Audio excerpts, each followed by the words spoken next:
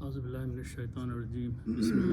inshallah we will learn the Surah Al-Kahf, not Surah Ababil or Surah Fil today. We know the story of the Surah Al-Fil, but we'll do an understanding in the Arabic today.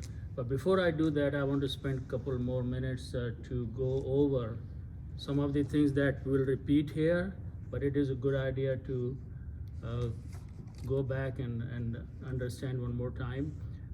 As I have mentioned many times, that 99% of the Arabic words start with 3 root letters. And all those words, we use the template of 3 letters, fa, and lam. So all those words that belong to the 3 letters fall into the group, and that group is called Bab Fa'ala, and that's the Bab number 1. Then if you make a little bit bigger word by adding one more letter, the middle letter is being repeated. Then that becomes 4 letters, and that belongs to the Bab Fa'ala. And there are many examples, Allama, Kazzaba, Saddaqa, where the middle letter is repeating. Then 3rd Bab is where in the 3 letters you add one alif in the middle of 1st and 2nd letter. So there are many words in even Urdu, Qatila and Jahida and all those words. They belong to Bab number 3. Bab number 4 is you add an alif in the beginning. So you have the word Nazala, 3 letters. If you add an alif, it becomes Anzala. Okay. You have Salama, you add alif in the beginning, becomes Aslama. So the meanings become somewhat different. And the last one that we focus, there are 10 Babs, but in the middle only few are used, but Bab number 10, there are many words like Ghafara, Istaghfara. Ghafara means to forgive, Astaghfara means to ask forgiveness. So we had ist in the beginning, alif, sin and ta, and it becomes. So these are the classification and grouping of the words. Also important thing is that when you start with any, let's say 3 letters, and you pronounce them as a Babe Fa'ala, the word Fa'ala by itself becomes a meaning of 3rd person past tense. So if you have 3 letters, Fa, and lam, that means to do.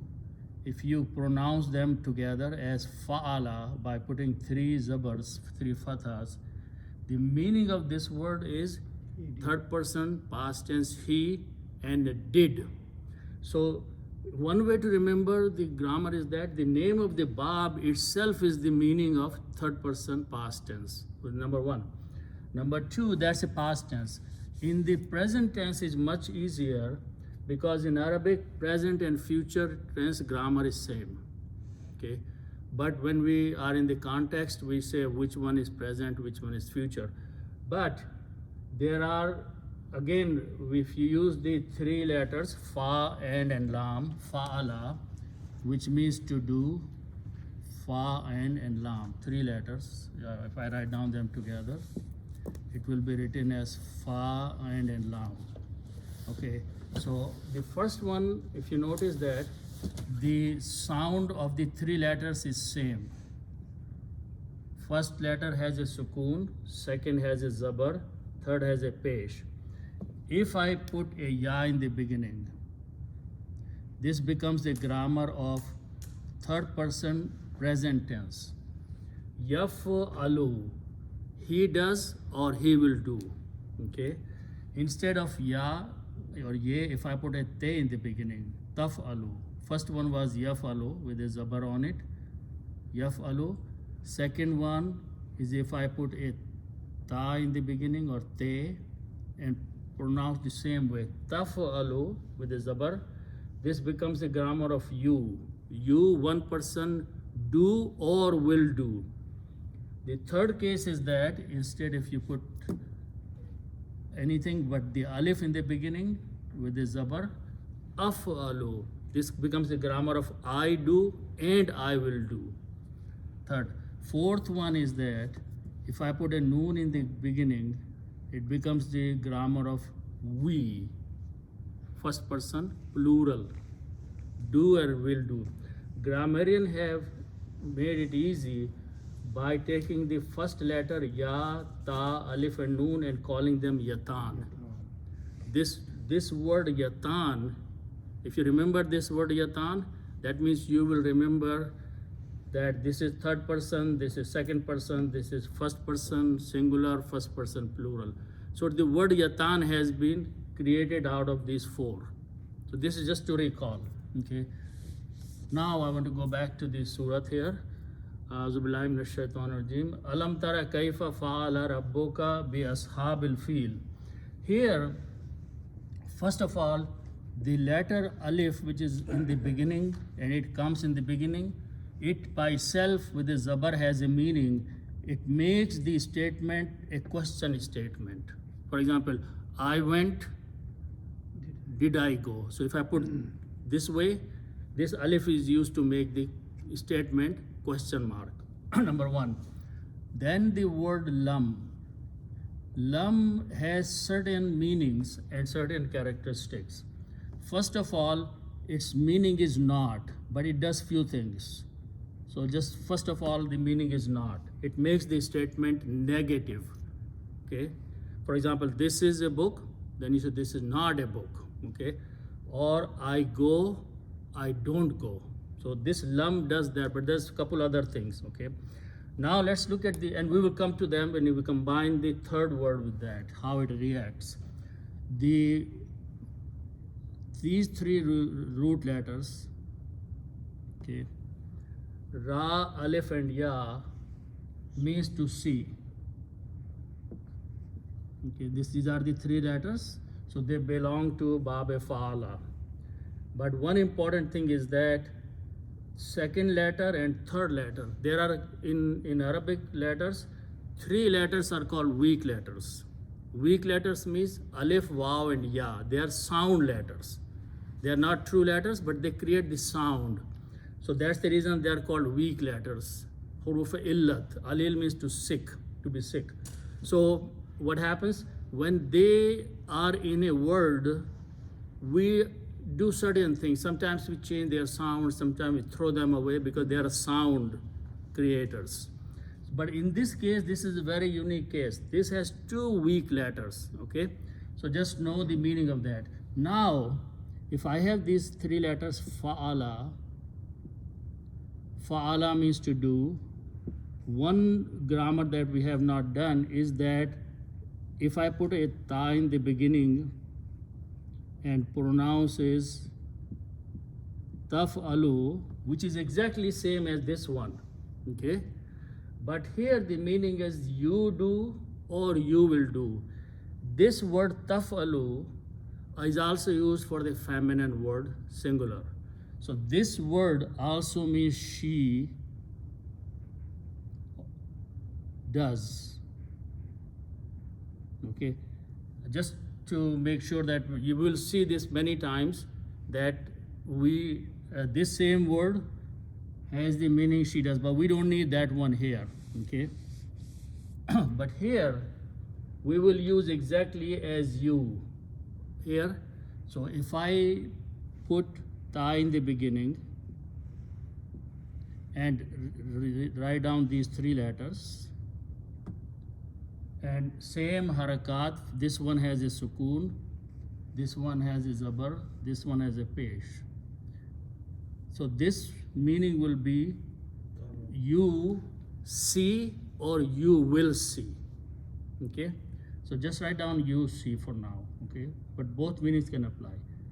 Now if you try to pronounce tarayu, okay, it sounds very difficult to pronounce.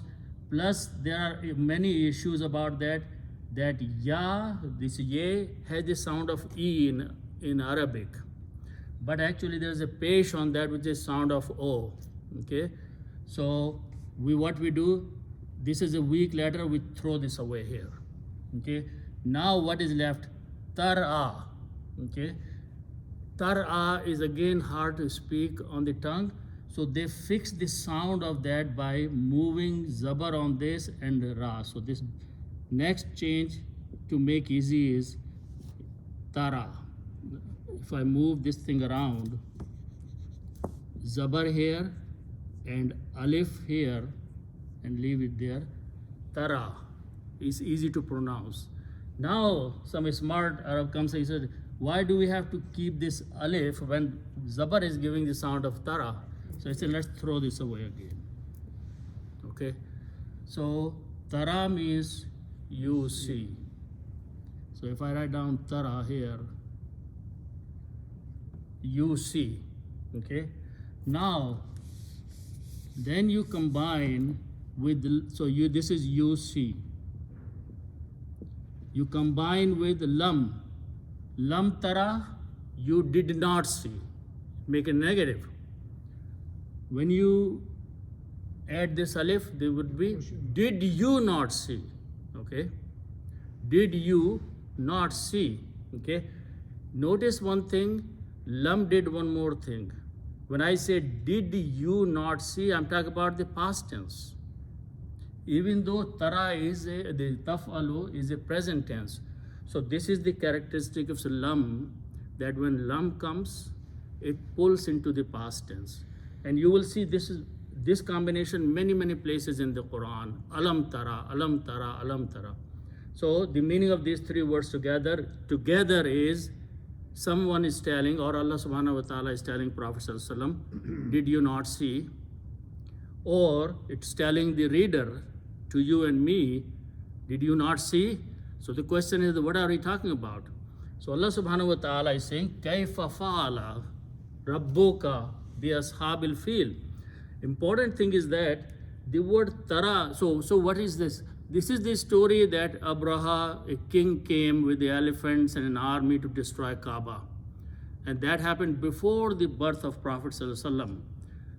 So Allah subhanahu wa ta'ala is saying to the Prophet, did you not see? Obviously, Prophet can say, I wasn't even there, so how can I see it? The meaning here is, did you not come to know? Have you not heard the story of this incident that took place before your time? Okay, so that's the meaning of alam tara. Okay, now next word is straightforward, fa'ala. He did. That's this word we just have been repeating. Fa'ala means he did. Now, the next word that I have been pointed out many times is Rabbun plus Ka. Ka means you. And Rabbun means God or Lord. When you combine these two as the rule of Izafa, which means combining the two words by putting an off in between, it will become your God of you or your God, okay, or your Lord. In Arabic, we just remove one pesh from there, so it becomes Rabbuka, your Lord. Okay, so this is the word. Now, what I want to point out here, very important, is that, and I have been repeating that, Fa'ala means he did. Now, if you just look at the one word, Fa'ala, you don't know who this he is. Okay, but right after that, there is a noun word, Rabbu. If you notice that this has a pesh on it, it is Rabbu, as it is in the Quran, then this word will kill this he and will take over.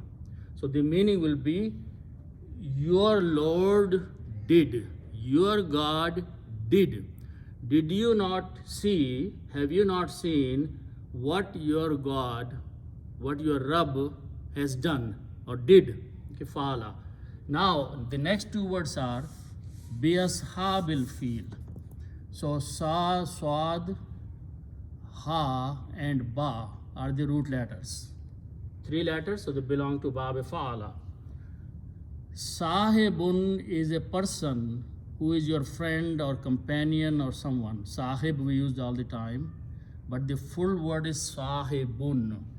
Okay, sahib we use in all the time, you know, and with the name they refer the respect. But sahab means companion, friend. Sahibun, always two pesh. Its plural is ashabun. Ashabun means companions or pupil. So that is the word. Ashabun. Then the next word is, okay, feel means elephant. Okay. Al-fil means the elephant. So I'm just going to write down al-fil here. The elephant.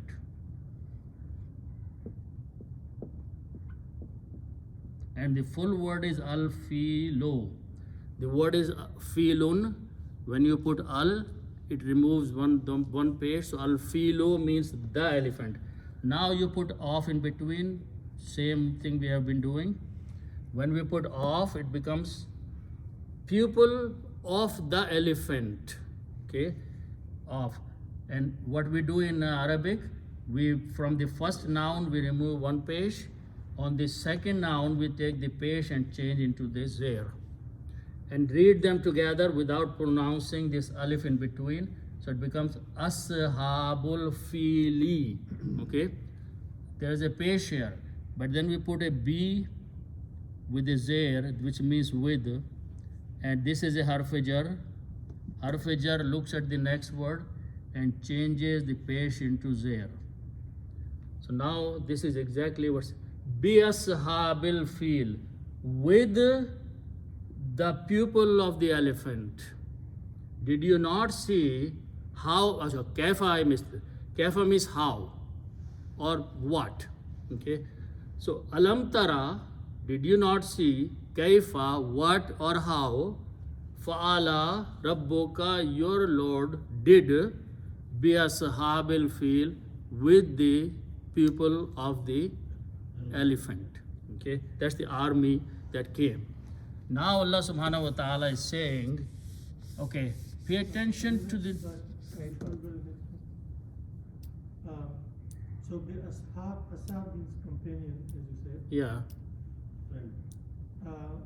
Where would you use rajul, rijal? Okay, we can talk about after the class, not related to this one. Okay. Pupil, simple translation is pupil here. We use the word sahab, for respect. Yeah. Okay. Ashab is the plural. Sahib means a companion. Arabic, in many places, the Quran, the word sahibun comes as a companion of the two people or more than two people who are traveling or we are with one another. Each of them is called the companion of the other person, right? Rajul means a man. Okay. That is like a man and a woman. That's a totally different thing. Yes, I think Here it is the army. And then there's another word, Hawariyun, that's helpers. That's the followers. Yeah. Rijal. Yeah. There are many words, but let's stay with this word in the class because time is short. Then the word ja'ala. Ja'ala means to make. Okay. Now notice that three words together. Alam yaj'al, okay, has exactly the same format as alam tara. In this case, all three letters are solid letters, so we cannot throw away any of them. So you put a ya in the beginning. It can bring the meaning of he does, okay, or he makes. The meaning will be he makes, right? So if I put a ya in the beginning, yaj'alu, first we will start with the yaj'alu, he makes.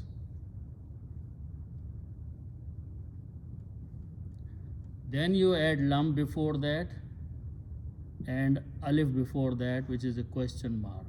Okay. Now what lam does, this will make it negative, and also in the previous case it was not very obvious, but lam does one more thing. It looks at the next word and looks at the last letter and changes this last letter's harakat, which is the pesh, into a sukoon. So it becomes lam yaj'al. Lam does that. Okay. So meaning will be, did he not make? Because it pulls in the past tense. So the meaning will be, did he? Now he is pointing to Allah subhanahu wa ta'ala, Rabb. Okay. So here you don't need to mention Rabb again. It just will point to Rabb. So did he not make? Alam yaj'al, did he not make? What did he not make? The word is kaf, ya and dal. Okay, kaid. Kaid means trick or plan or chal. There are many words are used for kaid. So the word is kaidun. Noun is kaidun, means let's just talk the word plan. Okay, or plot. You combine this with whom. Whom means they. Whom means they. And again, you have to always go back and say, where is this pronoun pointing? Where they? They is pointing to the Ashabul Fil. So Allah subhanahu wa ta'ala is saying, Alam yajal, did he not make? Did Allah not make? Kaidun and whom, two are words. So kaidun means plot. So again do the same thing, put off in between. And as soon as you do it, meaning will be plot of they or their plot. But in Arabic, you will have to remove one page from there. So it becomes kaidohum. Important thing right now, it is kaidohum. Their planning, their plot, their trick. Now, this word kaidun, a plot, is being done by yaj'al, ja'ala. Someone is doing, someone is working. Allah is the verb here, yaj'al. So when a noun comes as a maf'ul or object, one sign is that the last letter's pesh goes to a zabar. Okay, khalaq al insana, we have done that practice. Kaidahum, so their plot. Alam yajal kaidahum, did he not make their plot or their planning of attacking and destroying the Kaaba? What not he did. Now, you know the word dad, lam and lam. Okay, dalala. This means to go wrong. Dalin, the word dalin we say all the time. Those who have gone wrong. So these are three letters, so they belong to Bab number 1. I'm going to make Bab number 4 is adding an alif. Bab number 4, you add an alif in there. So it becomes adulala. What's the meaning of adulala? Al, alif, duad, lam. To make somebody's plan wrong. Dalala means to do something wrong. Adulala, someone is making something wrong, going wrong. Okay, going astray, going into the loss. So adlala. The word tadlilun is a noun from this word. Tadlilun means go to waste, to make it wrong. So Allah saying that did Allah not make their planning, their plotting go into the waste, into the wrongness, or of no value? Okay, so that's the meaning of tadlil. These are different words like a ta'lim, tashrif, all those words are made by putting a te in the beginning. So tadlil means something that is wrong, gone wrong. So that's second. Third ayat is again very simple ayat. I'll do quickly. Wa means and. Ra, Sin, Lam are the root letters. Rasala. Rasala means to convey. Rasul is the one who conveys. Okay. So these are three letters, so they belong to Bab Fa'ala. We will make Bab number 4, add alif in there. So word become arsala. What's the meaning of arsala? Arsala means to send. Arsala means to send. Rasul conveys, but who is sending him as a messenger is Allah subhanahu wa ta'ala. So the arsala means sending someone as a messenger or as an idea or something. So if you put 4, arsala, just like af'ala, the meaning will be he sent. Arsala, he sent. Af'ala, he did, third person past tense. Arsala, he sent. And he is Allah subhanahu wa ta'ala again. The next word is alayhim, which is made of two parts. Allah means upon or to, and hum means them. Okay, when you write down them together, Allahum is written down this together. This ya is written this way, alai, and this, because of this ya sound of ye is a sound of zair, so this is pronounced as a zair also. Him, this hum is pronounced as him, just a tajweed, no other reason. Alayhim is upon them. Wa arsala alayhim, he sent upon them, upon the ashabul fil. Allah subhanahu wa ta'ala sent. What did he send? Tayrun. Tayrun means a bird. Tayr, okay. It is used in Urdu all the time too. Tayr is a bird. Okay. Now, someone is sending, so work is being done on this word. It is a maf'ul. Whenever it is a maf'ul or object, two pesh are changed to two zabar and one extra alif is written down. Tayran. Meaning remains same. English means bird. Okay. Now, ababil is a word, and I'm not going to go into the details because it's a very rarely used, is a flock. Jhund hota hai na, but a group of birds. If you know a big group of birds coming flying over, that is called ababil. Okay, it is used for a huge number of a jhund after jhund, जैसे कहते हैं ना उर्दू में, flock of birds coming. That is ababil. So it's not a type of bird. No. It's just a flock of birds. Okay, and we don't know what type of bird. This is a bird. We don't even know. But again, in Urdu, there is a bird called, I don't know if a bird, ababil is a Urdu, a bird particular kind. But here it is the flock of the birds, not one bird. Okay. So what were they doing? When those birds came, the next word is tarmi. Okay. Tarmi and him. Pay attention a little bit on this. It will be very easy to understand. Tarmi him. Rami, when we go for Hajj or Kaaba, Rami means we throw the small pebbles or rocks. Okay. So that is Ra, Mim, Ya are the root letters, and it means throwing. Okay. Shooting. Okay.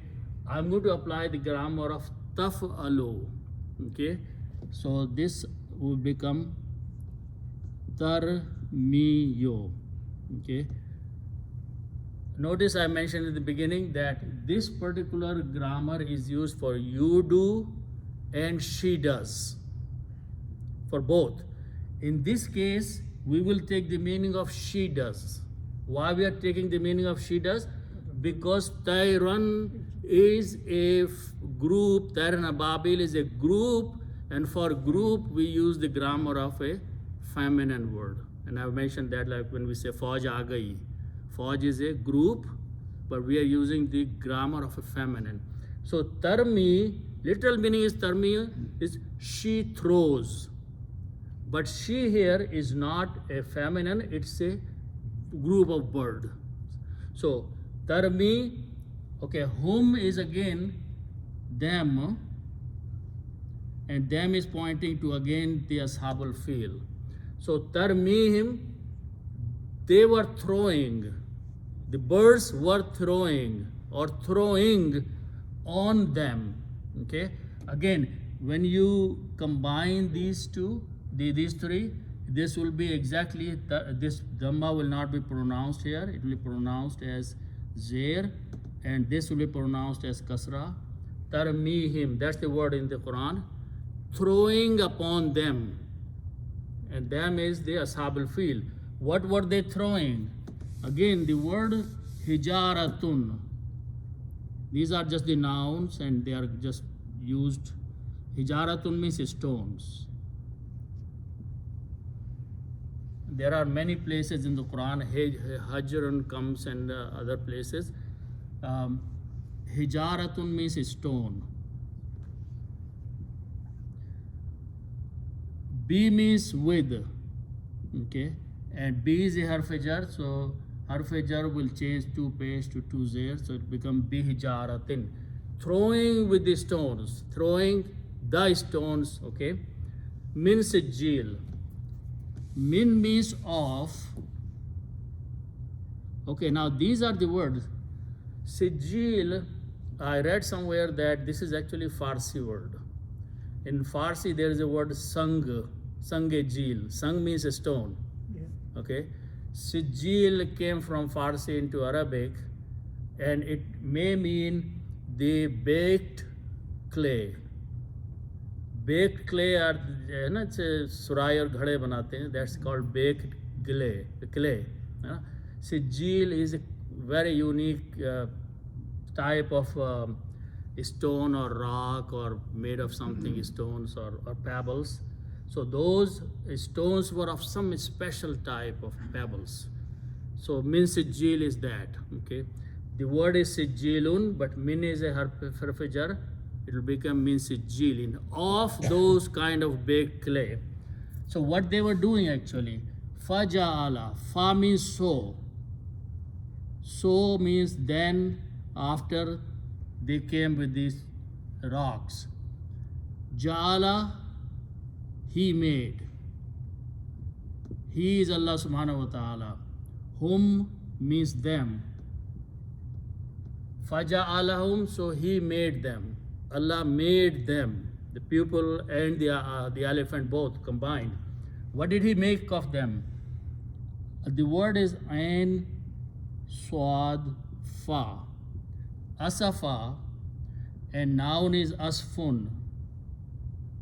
This means straw, bhusa. Okay. Asfun. Okay. Now ka before that means as or like, and this is a harf-jar, so this changes to ka asfin, to zer. As the straw, he made them. Allah subhanahu wa ta'ala made them as they were straw, they were bhusa. Further, last word is very interesting, is that the root letters are alif, kaf, and lam.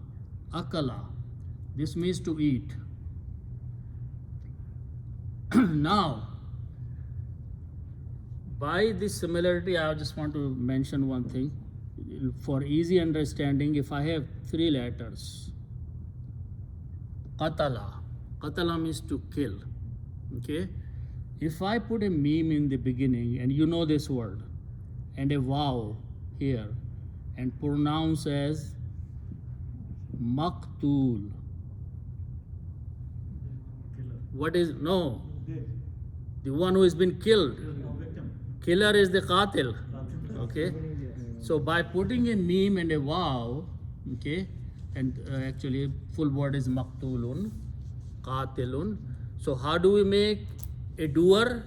Qatil, you had an alif in there, right? Zalim, aqil, alim. Those are the doers. The one upon whom work is being done is made by putting in a meme and a vav. And it's called maful. The wazan is the maful. Okay, maful is the one work is being done on. Maqtul, mazlum, yes, mashhur. Okay, so maqtul is someone work is being done on. Okay, apply that rule here. That's the word in the Quran. Ma'akul. What's the meaning of ma'akul? Something that has been eaten. Okay, something that has been eaten. Okay, bhusa, the chara, has been eaten, and then cow eats that and spits out. How does it look? Really bad. Okay, a cow eats the straw, the Fus'ha, and then instead of swallowing, throws it out and see how it looks. That's how Allah is saying, after they were hit by the pebbles of the birds, their army looked like that.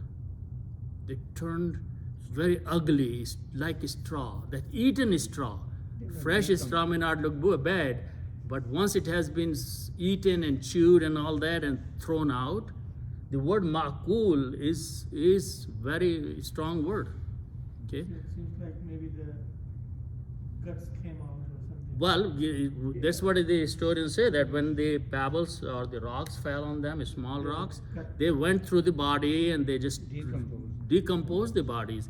And it includes both field elephants as well as the people or the army that came with them. And this incident happened before the birth of Prophet ﷺ, before at the time when his grandfather was the custodian of Kaaba. Yeah, so it was not very old time. And the king was from Yemen.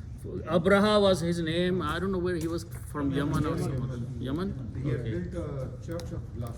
Yeah. Yeah.